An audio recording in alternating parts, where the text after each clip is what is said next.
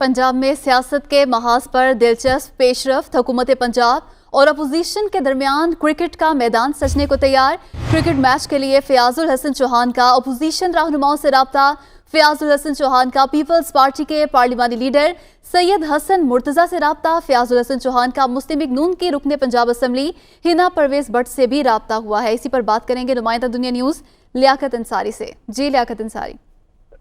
आज बिल्कुल अमूमी तौर पर तो हुकूमत और अपोजिशन जो है वो सियासत के मैदान में एक दूसरे से बरसरे पैकार रहते हैं, लेकिन पंजाब की सियासत के महाज पर अब दिलचस्प पेशरफ्त हुई है, जिसमें हुकूमत पंजाब और अपोजिशन के दरमियान क्रिकेट का मैदान सजने जा रहा है। और पंजाब हुकूमत के तर्जमान फयाजुल हसन चौहान ने इस ज़िमन में हुकूमत और अपोजिशन के दरमियान क्रिकेट मैच करवाने का फैसला किया है। तर्जमान पंजाब हुकूमत ने अपोजिशन क़यादत से बाज़ाब्ता राब्ता भी कर लिया और पीपल्स पार्टी के पार्लिमानी लीडर सैयद हसन मुर्तज़ा से राब्ता किया है। इस तरह मुस्लिम लीग नून की रुकन पंजाब असम्बली हिना परवेज भट्ट से भी राब्ता किया है। मुस्लिम लीग काफ की क़यादत से भी राब्ता किया और उनसे दरख्वास्त की है कि वो अपनी टीम तश्कील दे। फयाज चौहान ने हुकूमत और अपोजिशन के दरमियान जो क्रिकेट मैच की तजवीज़ पेश की है, इसके हवाले से मकाम जो है या गवर्नर हाउस होगा या कज़ाफ़ी स्टेडियम में ये मैच खेला जाएगा और डे बाय जो मैच है ये सितंबर के वक्त में करवाने की तजवीज़ है। इस हवाले से हुकूमत पंजाब की टीम को हतमी शक्ल दे दी गई है, जिसमें सूबाई वज़ीर फयाजुल हसन चौहान, सूबाई वज़ीर हाफिज मुमताज, साबिक वज़ीर तनवीर चौधरी, साबिक सूबाई वज़ीर मियां असलम इकबाल, वज़ीर खेल वज़ीर तालीम डॉक्टर मुराद राज शामिल है। इस तरह एमपी नदीम अब्बास बारा,